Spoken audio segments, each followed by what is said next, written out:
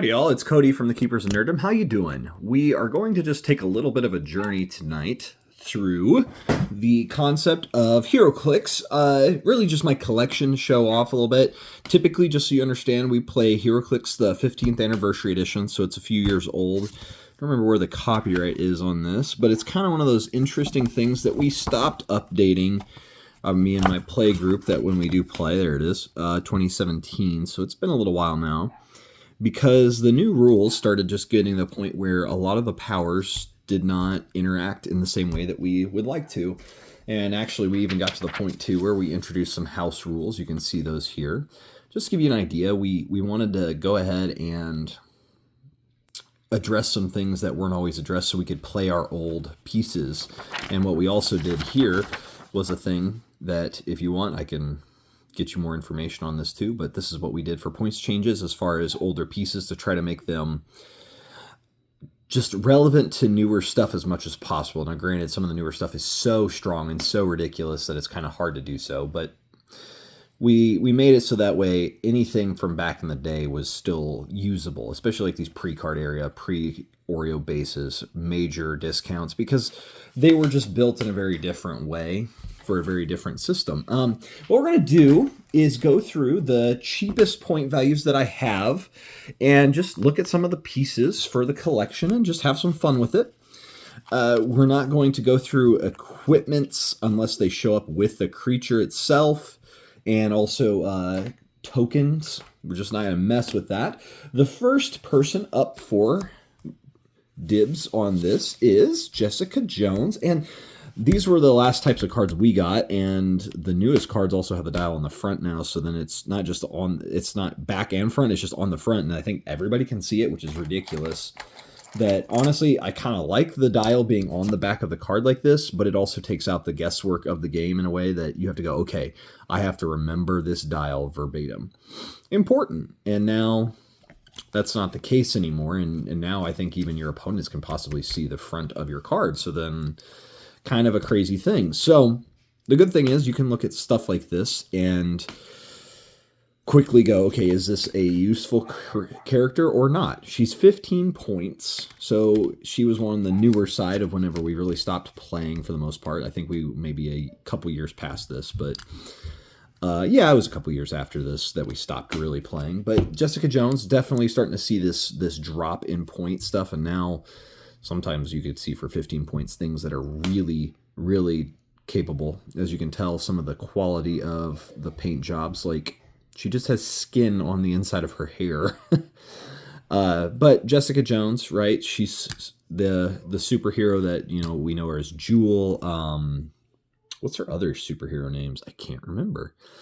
But this box is my Avengers team. She is an interesting creature, or character to have, because her trait is this, that she can either have an attack value all the time of 10 or be a wild card, so she can copy other abilities that are copyable. And then people within 6 squares of her that are opposing cannot use stealth. She is a really, really useful helping tool, because 4 clicks of, yeah, she's not going to do much damage, if any, really, even with 10 attack. Down the dial, but what she is going to do is go, you just can't use stealth. So you just run her up just to get her to turn stealth off. Pretty helpful, pretty awesome. Great little piece. Our next one we have up for grabs is Eric Masterson. Now, he is an odd duck because he is, yeah, also 15 points right there on the back of his dial. And you can tell the printing inside of his dial is really strange going on there. It's like, you know, camera's struggling to focus on it anyway, but it's really blurry. And so it's got 3 clicks here. Very interesting. We won't do a whole lot of Heroclix tonight in this video, but just to give you an idea here. Twice favored by Odin. When Eric Masterson would be KO'd by an opponent's attack, you may instead choose to replace him. Instead chose, right? A typo. Instead of choose. Choose to replace him with either 18 Thor or 62 Thunderstrike. If you do, roll a d6 and increase the result by the damage dealt to Eric Masterson. That would KO him. And so, you know, if he is taking 3 damage, that then KOs him. If memory serves, you then just add that to the d6, and he starts on click 1, but then is immediately dealt damage based on all that. Also, he has Heroclix as a power, so it's not a free action, but can only target a friendly character of 75 or more points within 3 squares. Kind of a support piece because he also has enhancement on all 3 of his clicks, which gives ranged damage up for adjacent characters for you. +1 damage, so you can get a perplexed and a +1 damage. He's a support piece that could possibly get you some other piece for at least a turn. Maybe 2, you know? Just one of those things. They're not going to come in very strong, but kind of neat, kind of fun. An interesting option, an interesting ability there. All right. Now, we get to some of my favorite characters for the Avengers, because, again, this is my Avengers collection. And I have, like, 4 of these guys because they are generic people. I typically don't try to play a character multiples of it unless there's, like, justification that it could exist. Like this Iron Man is a hologram, so I go, okay, it could be multiples that are inhabiting different suits. AIM Red Squad is supposed to be generic because name various. Okay, and this little guy is not very many clicks. We'll see here, 3. And you go, well, that's probably not very good, except often these are the support type pieces. At the beginning of the game, for all characters with this trait, choose Empower or Enhancement. Empowers for +1 damage for your friendlies up close that are adjacent to them, and enhancements for that ranged thing. And they can use the chosen power of this game. If they're part of a named theme team, which could be AIM, Avengers, or Hydra, you can choose both. So all of a sudden, this little 3-click piece is giving out +1 damage for both sides of the dial, and somehow they are bought out by S.H.I.E.L.D. and they become a part of S.H.I.E.L.D., which is really cool for the story. And then you go, yep, they're part of Avengers, which ironically, though, a subdivision of S.H.I.E.L.D., guess what they don't have for a keyword? S.H.I.E.L.D. So they do have the best keyword ever of Avengers, just giving you lots and lots of options. And then we have one of the strangest pieces, a Black Panther that changes between the different Black Panthers. And so it is designed to be a shifting focus Black Panther, 2 of them. And so we'll focus first off on this Black Panther. They are both 30 points, so we're already jumping quite a few points into this. And they both will have the shifting focus. Give Black Panther a free action if you begin your turn on the map. Replace him with another character with the same trait, with this trait on the same click number. And so this version of Black Panther, I apologize, it's really struggling to focus. There we go, is the charge and decent defenses up close because it'd be an 18 with combat reflexes. And Blade's Claw's Fangs for 30 points could be a 6 clicks damage piece. The other side is the support type. And so it's stealth with outwit is the primary thing that you're using. It's not going to hit hard, but you shift to the attack when you need it. Pretty awesome for a piece because it gives you both options of Black Panther. You want a Black Panther that's going to be messing up your opponent, this is it. Which is interesting too, that he does have a different outfit in a way that his face is revealed, and then this one doesn't. But it gives this really interesting concept of you could switch to attack versus I'm going to focus on solving the problem from the background and helping out the team. Very handy, very awesome piece. Lots of fun there. Great, great stuff. The next one we have is Ant-Man. If memory serves, I really enjoy this piece. And a beautiful figure to boot, too. Sometimes, though, the figures, especially at low rarities, because this is just a common, they're just standing there. And sometimes that's kind of annoying. Drives me up the wall. But it's neat to see that he is an Ant-Man with a very awesome shiny paint job for spots where he needs it, and he just looks good. This is, in fact, Scott Lang. He is improved movement through characters, so he never is stopped by characters like other people. And because normally an opponent's force will slow you down. And so this is one of those pieces that can really just make a big difference in what you're doing. So let's continue here. He is also tiny size, so at range he gets a +1 to his defense at all times. He's a 17 defense. I apologize that the thing is really struggling. So 17 defense, 18 at range because of that, and if you're in hindering, that's a 19 at range. Really awesome stuff. And you're like, okay, it's not stats-wise great, but it's 30 points for 5 clicks. Pretty awesome, but he has traded shape change. So when they go try to target him, rolls a d6, and on a 5 or 6, nope, you can't target him anymore. And so then it says once per force, when Ant-Man is KO'd, do not remove him from the game. Instead, after resolutions, place him in the square he last occupied on his starting click. He is now friendly to your opponent's force. So actually what's interesting about this is he has 5 clicks for you. When he dies, he goes to your opponent, and if you can then KO him off of his starting click, right? He's starting all the way back on his starting click with some sort of special damage power. We'll see in a second. If you can KO him again on your opponent's team, you get him again full health again. He's jumping teams. It's the comic book stuff of the enemy has his daughter. Here, if you hold on to this disc, it's a free action. Choose an adjacent friendly standard character to gain tiny size until your next turn, so you can up their defenses and possibly carry them. I don't think you can. But really neat piece. Just dangerous to use because you're like, oh, he's awesome for 30 points. Well, yeah, there's a reason he's 30 points is because your opponent could get him for a little while, and that could really mess you up.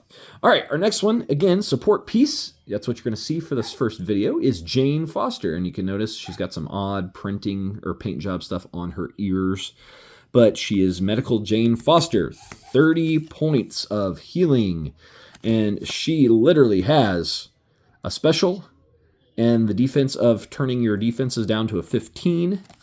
Why would you do that? Well, her special damage power is support even if her target is adjacent to opposing characters, Asgardian and Avengers, so she can go on either team. I think you really need to have 2 of her, so I can put her in my Asgardian box as well.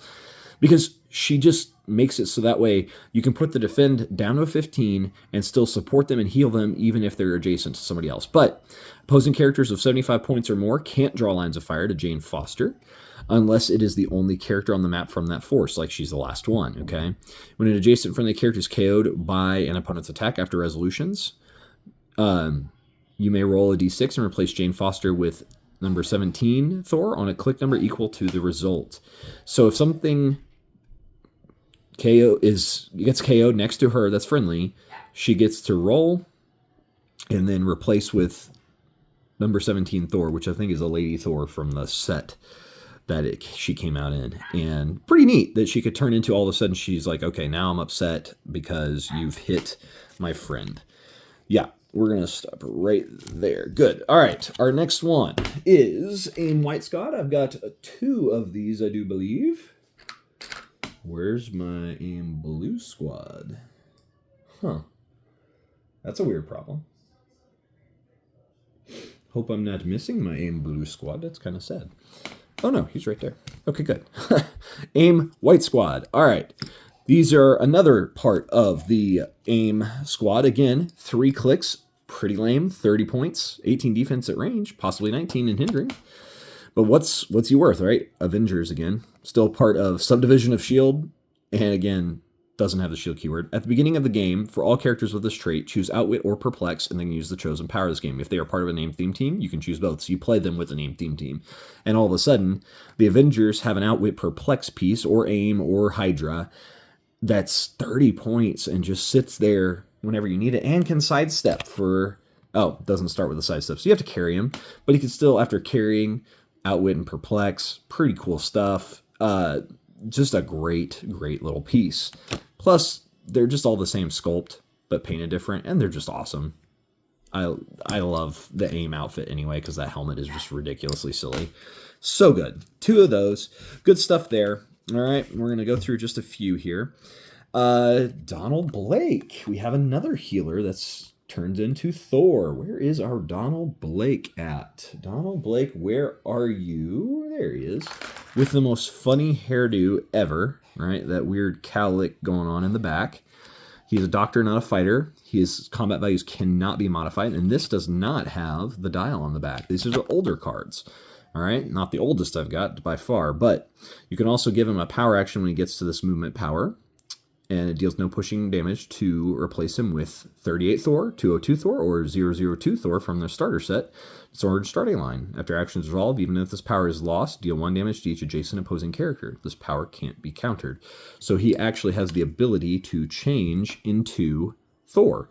And as you can see, he's got an 11 attack with that support, so he can heal, but he can't heal when they're adjacent to your opponent. And he doesn't have defend either, so, at least right now.